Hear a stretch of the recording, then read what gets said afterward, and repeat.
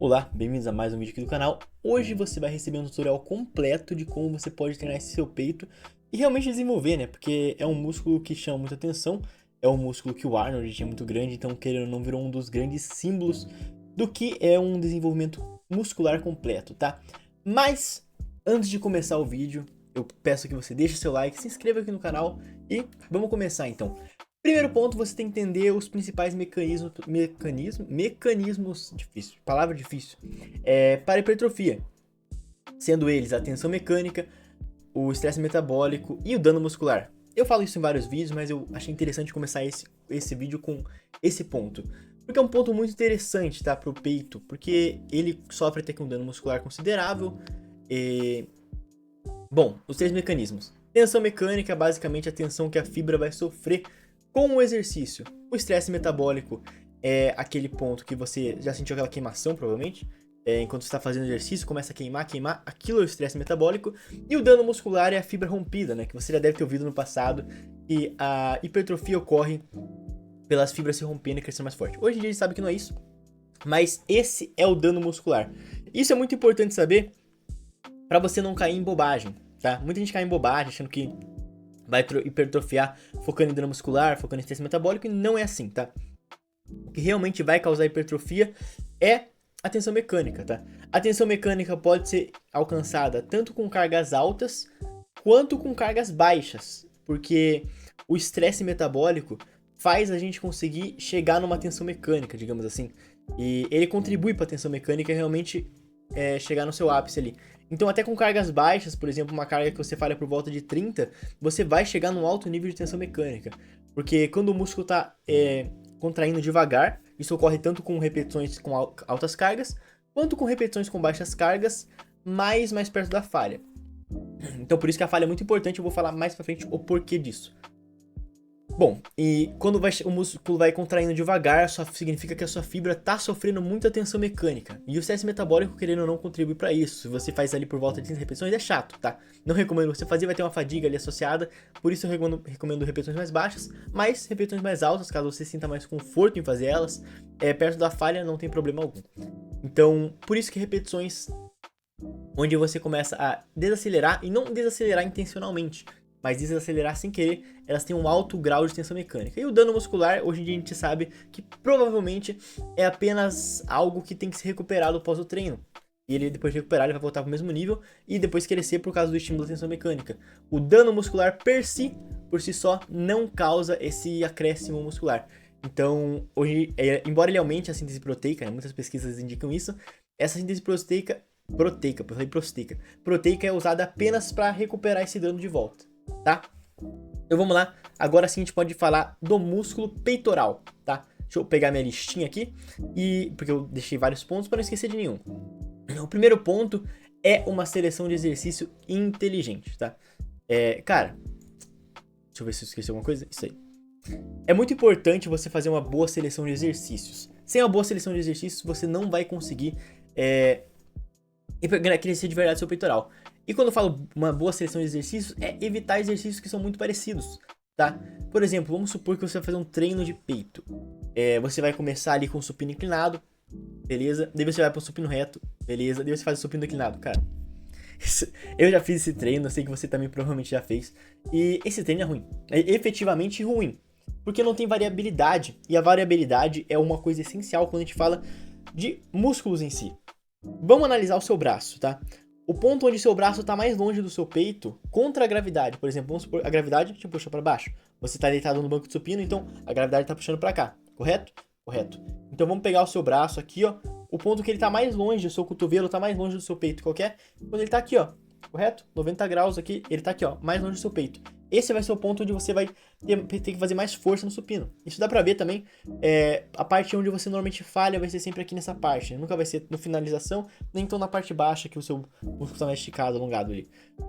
E esse é o ponto que você tem que notar. Você tem que variar esses pontos difíceis, digamos assim, no treino. Por exemplo, aqui, o supino é difícil nessa parte aqui, correto? Correto, mas você pega um voador na polia, ele vai ser mais difícil aqui no final, ou ali no começo. Olha só como fica escuro. Pera, cadê? Não deu de volta. Ou no começo, no final, ele vai variar onde ele fica mais difícil de fato. E você variando essas partes, o ponto onde fica mais difícil, se você pesquisar sticking point, você vai achar. Ou se você se inscrever aqui no Liceu, no Liceu que tem aqui embaixo, que é o nosso grupo, eu tenho uma aula falando só sobre curvas, torque, etc. Você vai entender melhor esse conceito lá. Porque essa variação de torque é essencial para o treinamento de peito. Mas caso você não entenda, tenta simplesmente diversificar o máximo possível. Por exemplo, se você fez um press, que é, por exemplo, desenvolvimento, é um press, onde você está empurrando e usando o seu tríceps. Depois disso, você pode fazer um voador. Porque você vai ter o máximo de diferenciação ali. Você está fazendo um press, vai fazer um voador, e você vai conseguir. Por exemplo, você fez um press para a parte superior do seu peito, correto? Correto. Daí, qual que você vai fazer depois? Você vai fazer um voador para a parte baixa. Você viu como tem uma grande diferença entre esses movimentos? São movimentos bem diferentes. Você fez, por exemplo, uma paralela. Daí você faz um voador com o supino o banco mais inclinado. Você está focando em parte diferente do músculo. Você está realmente dando uma diferenciação. E essa diferenciação é essencial para a hipertrofia, como a gente sabe hoje. Sem essa diferenciação, você vai ter uma hipertrofia submáxima, ok? Então, diferencie bastante os exercícios. Inclusive, uma dica que eu vou deixar para vocês aqui. Quando você for fazer o desenvolvimento, você pode contar com um exercício para a parte superior do peito e você pode usar essa oportunidade para estimular mais a parte do meio e a parte de baixo nesse mesmo treino. Então, sempre que você for colocar um desenvolvimento, conta que ele trabalha um pouquinho do peito, tá bom? Assim como a paralela trabalha a parte de baixo, é interessante você fazer essa contagem para você não extrapolar no volume e para você, nesse treino, você tem chance de treinar mais outros músculos. Por exemplo, em vez de fazer vamos supor que você está fazendo um dia de empurradas, correto? Tá fazendo peito, tríceps e ombro. Nesse dia, você fez um desenvolvimento. Você pode, em vez de fazer 2 exercícios de peito, você pode contar o desenvolvimento como peito, fazer um para a parte de baixo do seu peito e daí colocar mais um de ombro ou mais um de tríceps. Isso é uma coisa muito interessante. Ou você pode manter e fazer um a menos de ombro, por exemplo, entendeu? Porque você colocou o press. Então, essas são as suas possibilidades e colocar esse exercício possibilita na sua vida, que é muito interessante. Bom, segundo ponto muito importante aqui é o volume e frequência. Bom, é muito interessante você... Deixa eu ver se eu não estou esquecendo de coisa. Não. É muito interessante você metrificar isso. Não ficar alterando toda semana. Escolha um volume de 10 a 20 e mantenha esse volume, tá? Não fica mudando, variando muito e vê como o seu peito responde. Se o seu peito, você estiver muito cansado entre os treinos, estiver sentindo fadiga ainda, significa que não tá na hora de você treinar, tá? Não tá na hora da a frequência não tá ideal, porque você tá sentindo cansaço ainda. O ideal é você treinar o músculo quando estiver realmente recuperado. E eu falo isso, eu não falo de, por exemplo, você tá sentindo queimação nele. Eu falo de você ter uma queda no desempenho. Vamos supor que você sempre supina com 10 cada lado. Nesse dia você não tá conseguindo. Se você não teve, por exemplo, um sono ruim, e isso tá continuando durante semanas, significa que provavelmente você tá com volume exacerbado, tá?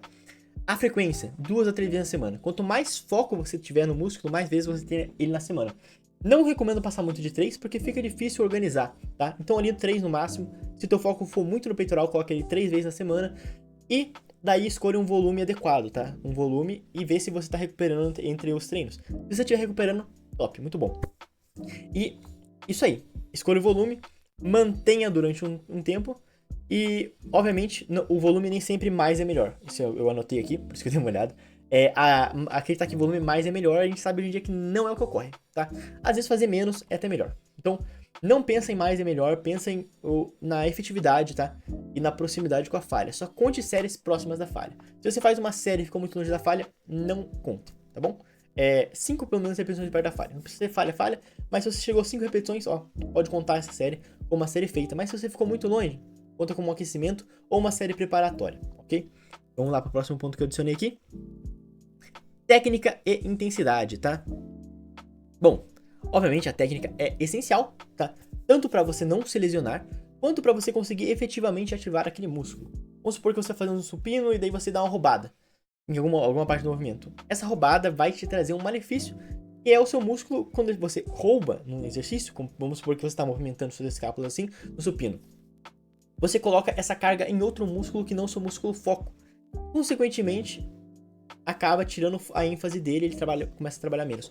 No peito, isso é mais difícil de fazer, tá? É fácil fazer isso, por exemplo, numa rosca, ou até uma elevação lateral. No exercício de peito é realmente mais difícil de fazer, mas realmente continue ligado nisso, tá? E a intensidade, que é a proximidade da falha. Realmente, a intensidade tem que ser mais alta, a proximidade da falha é a questão da hipertrofia. Provavelmente, a gente já sabe disso praticamente. E quanto mais próximos da falha.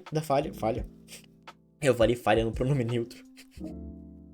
Quanto mais próximo da falha você estiver, melhor você vai conseguir ativar suas fibras e, no caso de hipertrofia. Então, você vai conseguir o máximo de hipertrofia chegando bem próximo da falha.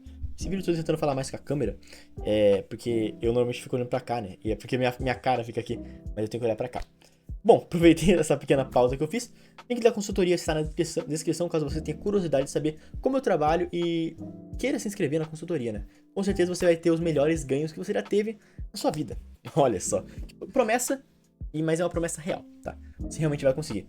E pra você que não tem dinheiro de assinar a consultoria, tem uma planilha gratuita aqui na descrição. Talvez no futuro não tenha mais, mas por enquanto tem. Se inscreve nela e você vai receber ela no seu WhatsApp. Olha só que top.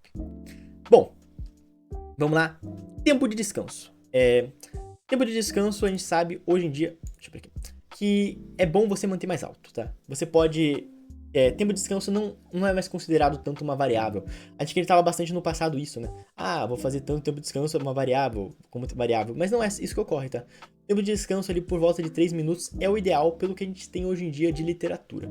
Então, mantenha seu tempo de descanso nessa faixa, com certeza você vai conseguir o máximo de resultados. Garanto pra você, tá? Não faça muito menos e... porque não tem tanto motivo, tá? Realmente não tem tanto motivo. Manter um tempo mais curto não vai trazer benefícios. E quanto às séries, técnicas avançadas. Bom, hash pause eu não gosto tanto. E alguns exercícios de peito você poderia fazer eles, mas em outros eu realmente não vejo porquê. Por exemplo, no supino. É perigoso, né? Primeiro perigoso, você precisar de alguém te ajudando e tem o cansaço de tirar a barra. Pelo menos eu sinto muito o meu ombro quando eu tenho que tirar a barra várias vezes repetidamente do suporte. Então, não colocaria hash pause nesse exercício. No voador, pode ser uma opção, tá? Talvez seja interessante na máquina voador. É a máquina que você tem segurança, então hash pause pode ser uma técnica muito boa. Vamos falar outra, o muscle round. Gosto do muscle round, não gosto tanto do supino, pelo mesmo motivo que eu falei anteriormente. Mas é uma técnica legal, também gosto de colocar ela como variável no treino. Principalmente pra dar uma variação, né? É divertido fazer. E quanto a, por exemplo... Bom, vamos pegar o drop set. Não gosto tanto. Realmente prefiro dar um descanso maior e fazer um rest pause do que dropar a carga e ficar fazendo infinitamente várias repetições, né? Que o pessoal faz. Não que você tenha que fazer várias, mas mesmo assim, eu não gosto tanto, tá? Prefiro fazer um rest pause nessa ocasião. E, obviamente, quando você adiciona essas séries, conta cada parte de ponto de falha como uma série feita, tá? É interessante, inclusive, para você diminuir o seu treino. Às vezes você não tem tempo para o treino completo, então isso vai ser muito interessante. Deixa eu ver se eu esqueci alguma coisa. Bom, eu acho que não, tá? Vamos fazer um resuminho.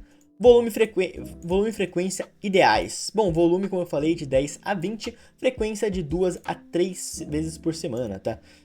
Técnica de intensidade. Bom, técnica e intensidade. Técnica, sempre mantém a técnica perfeita. Intensidade, quanto mais próximo da falha, mais hipertrofia você vai conseguir. Tempo de descanso e técnicas avançadas. Esse foi o último que eu falei, tempo de descanso 3 minutos ali, em média. Técnicas avançadas, talvez um muscle round e talvez um rest pause, mas não tem necessidade, tá? Você não vai ter um treino pior por não ter técnicas avançadas. Bom, eu acho que eu não estou esquecendo nada. Se inscreva no canal, deixe o seu like, o link da consultoria está na descrição e todo o resto que você já sabe. No seu também, deixe seu comentário para ajudar, ajuda demais o canal, você não faz ideia como isso ajuda, porque eu tô começando aqui, então me ajude, tá? Vou ficando por aqui, vejo vocês na próxima e, inclusive, esse é uma coisa que eu deveria falar todo vídeo, mas eu esqueci nisso. Quando tiver alguma dúvida, pesquise Manual da Musculação mais tema. Exatamente, eu estou te roubando, Leandro Twin. Então, pesquise isso caso você tenha qualquer dúvida que você vai achar um vídeo meu sobre o assunto, tá? Vou ficando por aqui, um big beijo, até a próxima e tchau, tchau.